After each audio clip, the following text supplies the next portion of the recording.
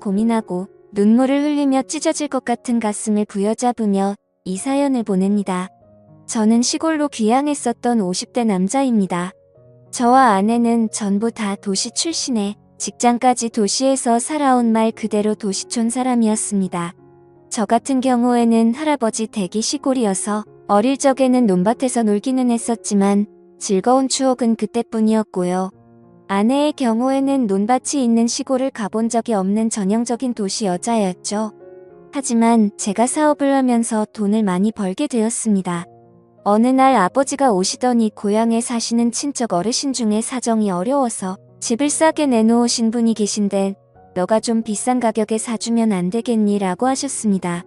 아버지의 부탁이고 제 기준에서는 비싼 가격도 아니었기 때문에 그냥 제가 그 집이랑 주변 땅을 사뒀습니다. 그때만 해도 아버지의 체면을 위해서 사둔 거지 전혀 관심은 없었습니다. 그렇게 아무 생각 없이 말하고 있고 지냈습니다. 근데 50대 넘어서니까 자식은 지 혼자 큰 줄 아는지 반항이나 하고 게다가 제가 하는 사업이 지금은 휘청거리면서 경제적으로 힘들어지더군요. 그래서 여기저기 지인들에게 부탁을 했지만 아무도 도와주질 않는 겁니다. 제가 잘 나갈 때는간 쓸개도 빼줄 것 같던 사람들이 그리고 제가 그토록 도와줬던 사람들이 제가 어려워지니까 안면을 싹 바꾸는데 괜히 사람이 미워지더군요. 자식이 싫어지고 사람이 미워지니까 아무래도 도시 속 사람이 두려워지니까 떠나고 싶어졌습니다. 그냥 아무도 모르는 곳에 가서 머리를 식히고 싶더군요. 그래서 아내에게 어디 한적한 시골 마을에 가서 살고 싶다고 했더니 아내가 옛날에 지방에 사둔 땅이랑 집이랑 있잖아요. 거기서 있으면 어때요? 이러는 겁니다. 사업을 하느라 전혀 신경도 안 썼는데 아내의 말에 그제야 떠올라서 바로 시골로 내려왔죠. 여전히 시골은 시골이더군요. 하지만 오히려 그게 마음에 쏙 들었습니다. 그래 아무도 모르는 동네에 가서 마음 정리 좀 하고 살자는 생각이었습니다. 그래서 저 혼자 일단 시골에 내려왔죠. 아내나 아이는 일단 서울에서 살고 있었고요. 제가 와서 시골집을 좀 정비하고 있으니까 동네 어르신들이 오셔서 이것저것 묻더군요. 그래서 친절하게 설명을 했습니다. 그랬더니 어르신들은 여기 청년회랑 마을 발전회가 있는데 언제 한번 들러봐라고 하더군요. 아무래도 시골 정서를 조금 알기 때문에 저는 동네 어르신들이랑 청년회 분들에게 급진이 되었죠.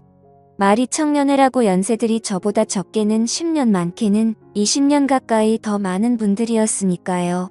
나름 대접을 꾸준히 하고 동네 봉사활동에 어느 정도 참여했더니 동네 어르신들이랑 청년회 형님들도 저를 마을 사람으로 인정해 주시더군요. 그리고 친해진 뒤에 술자리에서 이런저런 이야기를 하면서 보니까 청년회 형님들 중에는 햇볕에 그을리고 옷을 후줄근하게 입어서 늙어 보이는 것뿐이지 몸이 저보다 다 건장하고 근육이 넘치는 분들이 많으셔서 놀랐습니다. 그래서 제가 역시 도시 사람들보다 농촌에 계시는 분들이 건강하다니까요 하면서 감탄을 하기도 했어요. 그 이후로는 일사천리였습니다. 마을 사람으로 받아주니까 저를 도와서 마당을 꾸며주는 형님도 계셨고 전기부터 전화까지 아름답게 소개를 시켜주셔서 생활에 불편함 없이 해주는 형님도 계셨습니다. 아무래도 평생을 보고 지내온 분들끼리 살아온 촌이라서 그런지 외지인에 대한 거부감은 크지만 한번 자기 사람이라는 생각을 하시면 적극적으로 도와주시더라고요. 그렇게 어느 정도 마음을 터놓으니까 일자리도 알아봐 주셨습니다. 특히 제가 사업을 한창 할 때 그나마 시간 내서 즐겼던 일이 낚시였는데 주변의 낚시터에서 일하라고 자리까지 알아봐 주셨습니다. 솔직히 제가 일을 할 만큼 돈이 쪼들릴 정도는 아니었습니다.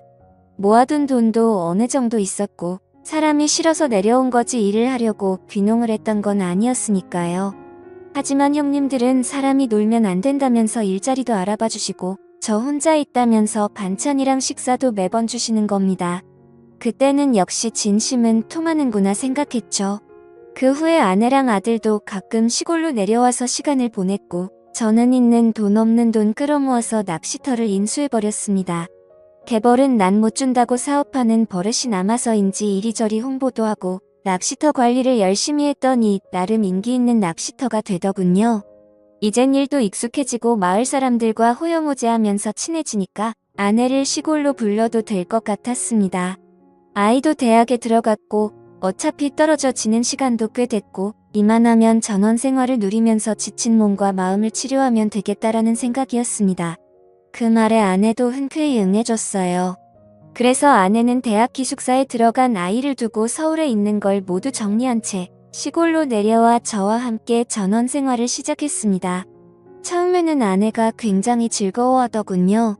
낚시터에서 같이 일도 하고 가끔 드라이브도 가고 텃밭도 가꾸면서 지냈습니다. 매일매일이 저에게는 소중한 날들이었고 기쁨이었죠. 근데 아내는 점점 활기를 잃어가고 짜증만 내는 거예요. 아침에 낚시터 관리하는 것도 이제는 지겹다. 텃밭 가꾸는 것도 이제는 힘들다며 매일 투덜대는 겁니다. 처음에는 달래도 보고 도심지로 나가서 쇼핑도 시켜줬건만 아내의 기분은 도무지 풀릴 기분이 아니더라고요.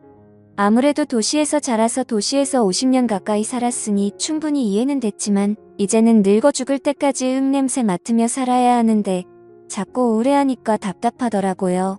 그래서 하루는 아내에게 당신 뭐가 불만이야? 서울로 다시 가고 싶어? 라고 물으니까 그건 또 아니랍니다. 그래서 다시 아내에게 이젠 여기가 제2의 고향이야. 난 다시 서울로 가고 싶어도 갈 수 없어. 불편한 건 좀 있겠지만 조금만 참자 제발 이렇게 통사정을 했죠. 아내도 그러겠다고 대답은 하더군요. 너무 힘들어서 주변 어르신들과 청년 형님들에게 이야기를 했더니 그런 일들이 예전부터 쑥도록 했다면서 특히 청년 형님 중 한 분은 우리가 너무 무신경했네. 재수씨가 좀 쑥스러워하길래 일부러 동네 적응하라는 뜻으로 말도 안 걸고 그랬는데 이참에 마을 잔치라도 한번 열어줘야겠어. 이러는 겁니다. 저는 괜찮다고 극구사양했는데도 시골 인심이란 게 아무래도 통이 크다 보니까 정말 마을 잔치가 돼버렸습니다. 돼지 한 마리 잡는 수준까지는 아니지만 그래도 고기도 좀 삶고 반찬도 준비하고 동네 어르신들이랑 형님들 그리고 여러 아주머니들이 제 아내만을 위해서 전부 나서서 잔치 같은 음식을 열어줬죠. 처음에는 쑥스러웠던 아내도 그날은 굉장히 즐거워 보였어요. 술도 한잔하고 마을 사람들하고 친해지니까 아주 생기가 돌아 보였습니다. 그래서 술도 마셨겠다 기분도 묘하게 좋아져서 그런지 그날 밤에 아내랑 오랜만에 행복한 시간도 보냈습니다. 이제부터 모든 게 잘 풀릴 거라 생각했습니다. 아내도 예전보다는 기운을 좀 차린 것 같았고요. 그래서 낚시도 일을 마치고 와보면 아내는 동네 청년 형님들과 마을 일을 돕고 있거나 아니면 집 앞 텃밭을 가꾸고 요즘은 인터넷으로 정원 가꾸기 이런 걸 보면서 공부도 하더라고요. 그 모습을 보면서 흐뭇했죠. 하지만 아내의 비밀을 알게 된 건 몇 달이 지나고 나서부터입니다. 아무래도 새벽에 나가는 일이 많다 보니까 저녁에 일찍 잠을 자는 편이었는데 그날따라 잠을 굉장히 일찍 깼어요. 대충 새벽 1시쯤 된 것 같더군요. 목이 말라서 물을 마시고 방으로 들어와 보니까 아내가 없는 겁니다. 가끔 제 코 고는 소리가 싫다면서 딴 방에 가서 혼자 자는 경우가 종종 있어서 별로 신경 안 쓰고 다시 잠을 자려고 했습니다. 근데 뭔가 거실 쪽에서 누가 왔다 갔다 하는 소리가 들리는 거예요. 살금살금 걸어가는데 옷감이 서로 삭삭 스치는 소리였습니다. 워낙 시골이라 조용하고 한번 신경 쓰이니까 그런 발소리에 옷감 스치는 소리까지 들리는 겁니다. 아내가 왜 저러나? 라는 생각에 잠 안 자고 살금살금 고양이 걸음을 왜 하는 거야? 하면서 나가봤더니 아내가 현관문 앞에 서 있는 겁니다. 깜짝 놀라서 거기서 뭐해? 그랬죠. 그랬더니 잠이 안 와서 잠깐 나갔다 왔다는 겁니다. 처음에는 그런가 보다 했죠. 근데 몸에 풀이 좀 묻어 있는 겁니다. 아니 어디까지 나갔다 왔길래 몸에 풀이 묻어 있어? 라고 하니까 아내는 깜짝 놀라면서 요 앞에 갔다 오는데 좀 묻었나 보네? 이러는 겁니다. 그래서 농담으로 모르는 사람이 보면 어디 눈밭에서 뒹군 사람으로 보여? 라고 했더니 아내는 눈에 쌍심지를 켜고 하니 무슨 말을 그렇게 해? 내가 새벽에 나가서 어떤 놈하고 뒹굴다가 왔다는 거야? 이러는 겁니다. 반응이 너무 거세서 좀 놀랐죠. 아니 농담으로 그런 거지 누가 진짜 그렇다고 믿겠어? 그 말에 아내는 상당히 기분이 나쁘다는 투로 당신 나한테 그런 말 하지 마. 엄청 기분 나빠 이러면서 다른 방으로 들어가서 잠을 자더군요. 그때만 해도 거참 별거 아닌 것 같고 엄청 화를 내네. 라고 생각했습니다. 그 이후로 그 일은 잊고 지낼 정도로 바쁘게 살았습니다. 낚시터 관리하고 서울에서 지인들의 도움으로 다른 일도 벌이게 되니까 한 달에 며칠은 서울로 올라갔다 내려오기도 하고 귀농을 한 이후로 뭔가 일이 잘 풀려가더군요. 아무래도 몸도 마음도 안정이 돼서 그런가 보다라고 생각했습니다. 그날은 서울에서 회의가 늦게 끝나서 아침 일찍 내려갈까 하다가 그래도 잠은 집에서 자려고 새벽쯤에 시골집에 도착을 했죠. 문을 열고 들어가니까 아내는 자고 있더라고요. 근데 주방에 누군가랑 술을 마신 듯이 어지럽혀져 있고 힘새가 좀 이상한 겁니다. 도대체 누굴 데리고 와서 술 마신 거야? 라는 생각이 들더군요. 제가 좀 깔끔을 떠는 성격이라 피곤해도 술병이랑 안주 널브러진 것은 치우고 자야 했거든요. 그래서 이것저것 치우는데 의자에 못 보던 열쇠 꾸러미가 있는 거예요. 보아하니까 바지 허리춤에 채우는 창고 열쇠 꾸러미였습니다. 이게 왜 여기 있지? 누구 거지? 궁금하더군요. 그래서 다음날 아침에 아내에게 열쇠 이야기를 꺼내니까 어제 청년의 형님이 오셔서 간단하게 맥주 한잔 했어. 그게 뭐 잘못됐어? 이러는 겁니다. 마을 사람이 우리 집에 올 수도 있고 맥주 한잔 나눌 수도 있겠지만 열쇠까지 떨어뜨리고 갈 정도로 정신이 없었다는 게 이상한 거죠. 농사일을 해보신 분들은 알지만 농사와 관련된 열쇠나 농기구들은 기가 막히게 챙기거든요. 그래서 열쇠 꾸러미를 들고 청년의 형님 집으로 가고 있는데 동네 할머니 한 분이 오시더니 요즘 한 사람 소문 안 좋아? 이러는 겁니다. 그래서 제가 무슨 말씀이시냐고 자꾸 여쭤보니까 동네 남자들하고 그렇고 그런 사이라는 소문이 있어. 마누라 간수 잘해. 라는 거예요. 이게 무슨 소리인가 싶더라고요. 동네 남자들이라니요. 그래서 계속 여쭤봐도 할머니는 본인도 그냥 노인회관에서 주워들었다는 겁니다. 남자들끼리 이번에 새로 귀농한 집 아줌마 밤에 몰래 가면 만날 수 있다는 이야기를 술자리 안주 삼아 했다는 거예요. 순간 눈이 뒤집히더군요. 어떤 정신 나간 놈이 이런 헛소문을 퍼뜨리나 하여 청년의 마을 남정네들을 다 잡아다가 취조를 하고 싶었는데 열쇠 꾸러미가 자꾸 마음에 걸리더군요. 그래서 청년의 형님을 찾아가서 슬쩍 떠볼 겸 이야기를 흘렸죠. 형님 아내가 열쇠 주라고 하던데요. 그 형님도 아무렇지 않은 듯이 웃으면서 열쇠를 받길래 제가 한마디 쓱 했습니다. 어제 우리 집에서 술 한잔 하셨다면서요. 술만 드신 거예요? 그랬더니 청년의 형님은 인상을 확 쓰면서 도대체 뭔 대답이 듣고 싶어서 이러냐며 집으로 돌아가는 겁니다. 뭔가 좀 캔기더군요. 평상시 같으면 이런 말에 미주알 고주알 끼어들고 설명하기 좋아하는 양반인데 정색을 하며 들어가는 폼이 아무래도 수상했습니다. 그래서 일부러 모르는 척 며칠을 보냈죠. 그 하루하루가 정말 고통스럽더라고요. 너무나도 궁금했고요. 그래도 꾹 참았습니다. 제 눈으로 증거를 찾고 싶었으니까요. 그런데 드디어 그날이 왔습니다. 그날도 새벽쯤에 자는 척 하던데 아내가 어디론가 나가더군요.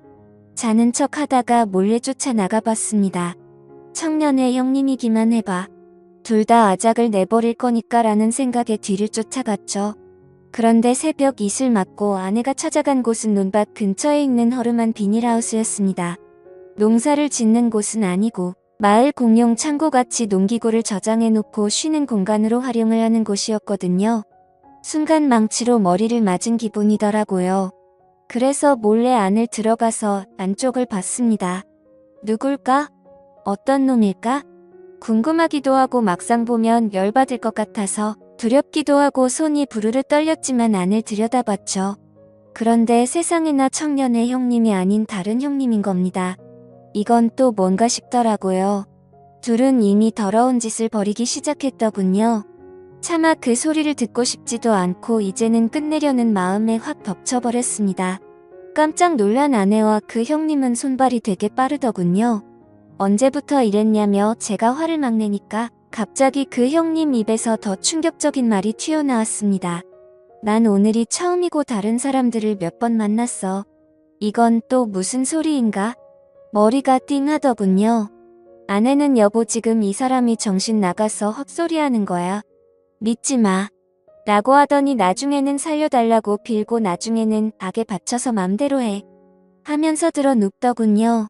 하지만 계속 소리를 지르고 난리를 쳤더니 끝내 몇 군데 집을 가리키는 겁니다. 그 새벽에 그 집 문을 발로 차고 들어가서 나와 우리 마누라 건든 놈들 나오라고 큰 소리를 쳤습니다. 동네가 난리가 났죠. 알고 보니 마을에 체격 좋고 힘 좀 쓴다는데 6놈, 그리고 물론 청년의 형님도 껴 있었습니다. 마을 남정네들 대 6놈이 마누라랑 놀아댔다더군요. 하늘이 무너지는 기분이었습니다. 그놈들은 제 아내가 먼저 유혹을 했다면서 핑계만 늘어대고 아내는 아니라고, 자기는 그런 적 없다고 싹싹 빌고 아주 난장판이었습니다. 조용히 끝내려고 했지만 도저히 안 되겠더군요. 근데 마을 이장님이 한사코 말리고 제발 경찰에 신고를 안 하면 안 되겠냐며 싹싹 빌더군요. 그리고 마을 사람 모두가 잘못했다면서 합의금은 얼마든지 주겠다며 싹싹 빚는 겁니다. 확인을 해보니 무슨 대가성으로 주고 판 것도 아니고 아내가 자발적으로 나섰던 터라 이걸 어떻게 처벌하기도 애매하더라고요. 이제는 더 이상 더러운 쓰레기들이 사는 동네에 도저히 있고 싶지도 않고 아내를 보고 싶지도 않아서 아내와는 이혼을 했고 정신적 위자료를 청구했습니다. 그리고 마을 청년의 놈이랑 몇몇 사람은 탈탈 털어서 꽤 많은 액수의 돈을 받아냈습니다. 어차피 법으로 제대로 엿먹일 수 없다면 돈이라도 왕창 뜯어낼 생각이었는데 촌 사람들이 은근히 돈이 많더군요. 그 돈으로 지금은 서울에서 장사를 하고 있습니다. 정말 잘 먹고 잘 살고 있습니다만 마음 한 구석은 정말 쓰리고 아픕니다. 동네 사람들은 지금도 이 일은 비밀로 쉬쉬하고 있다고 하더군요. 정말 파렴치한 아내와 시골 남자들을 생각하면 지금도 피가 거꾸로 솟네요. 저의 긴 글을 읽어주셔서 감사합니다.